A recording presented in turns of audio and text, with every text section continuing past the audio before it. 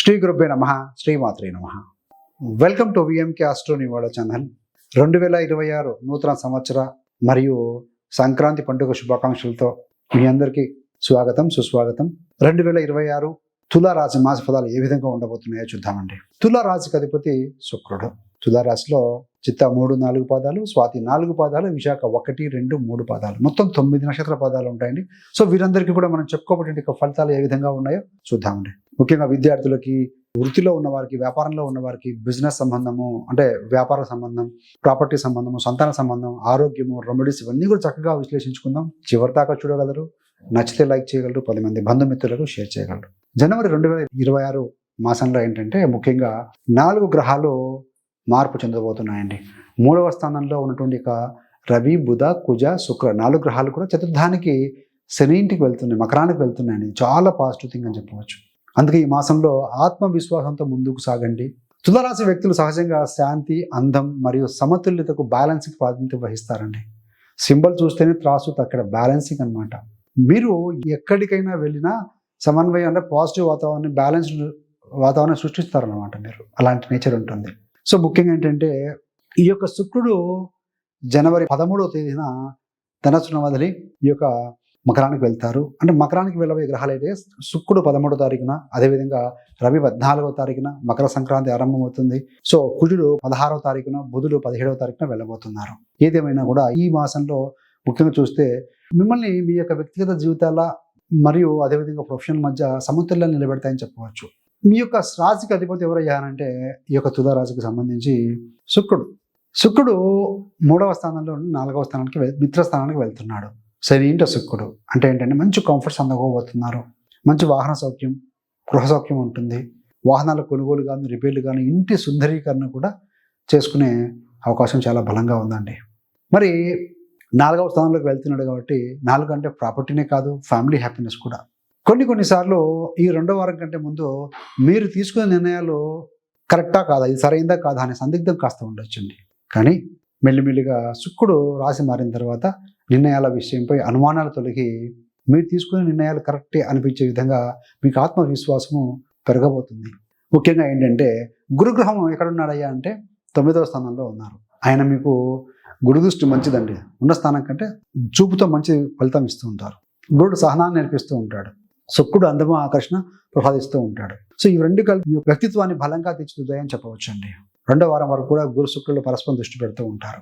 మరి ధన కుటుంబ విషయంలో చూస్తే ద్వితీయము ధనము, కుటుంబము అధిపతి కుజుడు. ఈ నెల సెకండ్ హాఫ్లో ఏంటంటే కుజుడికి ఉచ్చ స్థానం ఏంటంటే మకరం అండి. సో ఆ బలమైన క్షేత్రంలోకి వెళ్ళబోతున్నాడు. సో కాబట్టి ఏంటంటే ఆర్థిక ప్రవాహం అనేది, ధన రాబడి అనేది, మనీ ఫ్లో అనేది సానుకూలంగా ఉంటుందండి. కానీ ఖర్చులు కూడా సమానంగా పెరిగే అవకాశం ఉంటుంది. సో కానీ మనీ మేనేజ్మెంట్లో, ధన నిర్వహణలో చెప్పవచ్చు శ్రద్ధ అవసరం అండి. పెట్టుబడి పెట్టే ముందు 1కి 2 సార్లు ఆలోచించుకోండి. కుటుంబ విషయంలో ఏంటంటే ప్రారంభంలో మొదట్లో చిన్న విభేదాలు వచ్చినా చివరికి సమస్య పోతాయని చెప్పవచ్చు. ఫస్ట్ హాఫ్లో మీరు మీ యొక్క సిబ్లింగ్స్ మీద ఫోకస్ చేస్తారు. వాళ్ళ గురించి ఆలోచించడం అన్నీ జరుగుతాయి. కొలీగ్స్ యొక్క సపోర్ట్ దొరుకుతుంది. అదేవిధంగా మీ మాట తీరి ప్రత్యేకమైన ఆకర్షణగా ఉంటుందని చెప్పాలండి. చిన్న విషయాల యందు కఠినమైన పదాలు ఉపయోగించకపోవడం శ్రేయస్కరం. ద్వితీయాధిపతి 4th వెళ్తున్నాడు కదా. సో కాకపోతే 16వ తారీఖు వరకు కూడా ఈ యొక్క కుజుడు 3వ స్థానంలో ఎఫెక్టివ్ కమ్యూనికేషన్ ప్లేస్లో ఉంటారు కాబట్టి సో ఎక్కడ మాట్లాడాలో ఎంత మాట్లాడాలో అంతవరకు మాట సరిపోతుందండి. ప్రేమ జీవితానికి వచ్చే వరకు సో ఈ నెల ప్రేమ జీవితానికి సంబంధించిన మిశ్రమమైన ఫలితాన్ని ఇస్తుందని చెప్పాలి. చిన్న అపార్థాలు ఉన్నా సరే శాంతంగా మాట్లాడి పరిష్కరించుకోవచ్చు. ప్రేమ అంటేనే పరస్పర నమ్మకము, గౌరవం అండి. ఏది ఏమైనా జనవరి 13 తర్వాత సానుకూలమైన మార్పులు వస్తాయని చెప్పాలి. మరి వివాహ విషయాలకు వచ్చే వరకు వివాహ యోగాలు బలపడుతున్నాయి. ఏదైనా నిశ్చితార్థం కావచ్చు, కొత్త పరిచయాలు ఏర్పడవచ్చు. కానీ శుక్రమౌఢ్యం ఉన్నప్పుడు ఎంకరేజ్ చేయడం కాదు కానీ బట్ దగ్గర దాకా తీసుకువెళ్ళే అవకాశం అయితే కనపడుతూ ఉంది. మహిళలకు సంబంధించిన ఫలితాల విషయంలో కన్యా రాశి మహిళలకు ఆరోగ్యపరంగా కొంత ఒత్తిడి ఉండొచ్చు, లిటిల్ బిట్ స్ట్రెస్ ఉండే అవకాశం ఉంటుంది. కాబట్టి విశ్రాంతి, ఆహార నియమాలు సో ఈ 2 బ్యాలెన్స్ చేసుకుంటే బాగుంటుందండి. మెంటల్గా, ఫిజికల్గా స్ట్రాంగ్గా ఉండగలుగుతారు. మీకు రెస్పెక్ట్ పెరిగే అవకాశం ఉంది. కీర్తి, గౌరవం పొందే అవకాశం కూడా కనపడుతూ ఉంది. వివాహిత మహిళలకు అనుకోవచ్చు, సంబంధ బాంధవ్యాల విషయంలో మీకు సంబంధాలు బలపడతాయని చెప్పవచ్చు.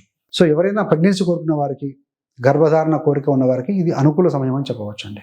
మరి వృత్తి, విద్య మరియు ప్రయాణం, కెరీర్, ఎడ్యుకేషన్ మరియు ట్రావెలింగ్ విషయంలో ఏ విధంగా ఉంది చూస్తే ముఖ్యంగా దానికంటే ముందు ఉద్యోగాలు చూస్తే మీరు చేసే పనిలో కొత్త బాధ్యతలు, కొత్త రెస్పాన్సిబిలిటీస్ వస్తాయని చెప్పవచ్చండి.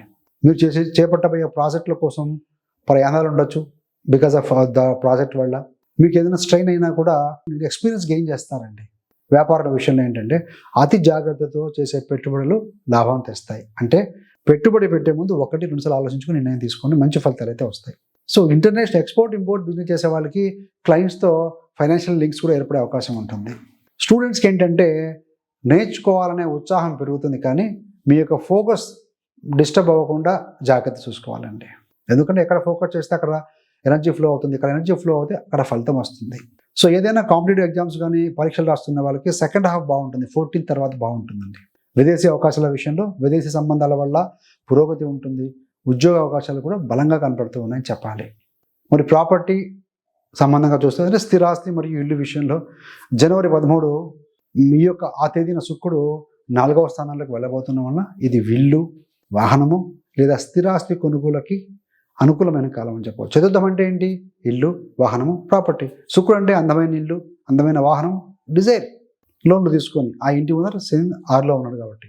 లేదంటే కొంతమంది ఇంటిని సుందరీకరించుకోవడం, పునరుద్ధరించుకోవడం, వాస్తు శాంతి చేయించుకోవడం, లేదా ఏదైనా కొత్త ఇంటికి ప్రణాళిక వేయడం, వాటి కోసం తగిన స్టెప్స్ అనేవి మొదలవుతాయని చెప్పవచ్చు. ఏదైనా పేపర్ సరిగ్గా పరిశీలించిన తర్వాత సంతకం చేయడం తప్పనిసరి. ఇది కామన్ మ్యాండేటరీ పాయింట్.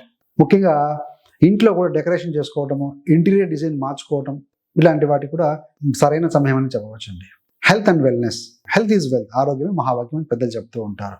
ఈ నెలలో మానసిక ప్రశాంతత అనేది చాలా అవసరం అండి. కొంత అలసట, కొంతమందికి అలసట, కొంతమంది హార్ట్ బీటింగ్లో చేంజెస్ రావటము, లేదా జీర్ణకోశ సమస్యలు, డైజెషన్ ఇష్యూస్ కొంత వచ్చే అవకాశం ఉంది. ఇవి భయపడాల్సిన అవసరం లేదు, గోచార ఫలితాలు 30-40% వరకే ఉంటుంది. దయచేసి మీ యొక్క వ్యక్తిగత జాతకం కూడా చెక్ చేసుకోండి. అవకాశం ఉంటే ఫ్రైడే, శుక్రవారం రోజు ఉపవాసం ఉండండి, లేదా అల్పాహారం తీసుకోండి.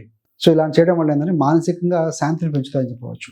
ఏజ్ అంటే పెద్దవారు, ఏజ్ పెరిగిన వారు ఎవరైతే ఉంటారో సీనియర్ సిటిజన్స్, అవసరం లేని సంబంధాలు లేనటువంటి అనవసర విషయాల ఎందు మీరు దృష్టి మరల్చకూడదండి. మహిళల్లో హార్మోనియల్ ఇంబ్యాలెన్స్ లేదా బీపీ, రక్తపోటు సమస్యలపై దృష్టి పెట్టాలి. బికాజ్ రవి కొంచెం ఆత్మశక్తి యోగం ఉంది, సెల్ఫ్ రెస్పెక్ట్ ఎక్కువగా ఉంటుంది, బీపీ కొంచెం ఫ్లక్చుయేట్ అవకాశం ఉంటుంది. ఈ యొక్క తులారాశి మరియు తులాలగ్నం వారికి ఇంపార్టెంట్ డేట్స్ ఇన్ జనవరి ఏం చెప్పాలంటే ఏమయ్యా అంటే 4, 13, 23 తేదీలు అధికంగా పాజిటివ్గా ఇస్తాయండి. జాగ్రత్తగా ఉండాల్సిన రోజులు ఏంటంటే జనవరి 1, 10, 20 తేదీల్లో జాగ్రత్తగా ఉండాలి. ఆ తర్వాతతో తొందరపడి గాబరా నిర్ణయాలు తీసుకోకుండా ఈ సమయంలో.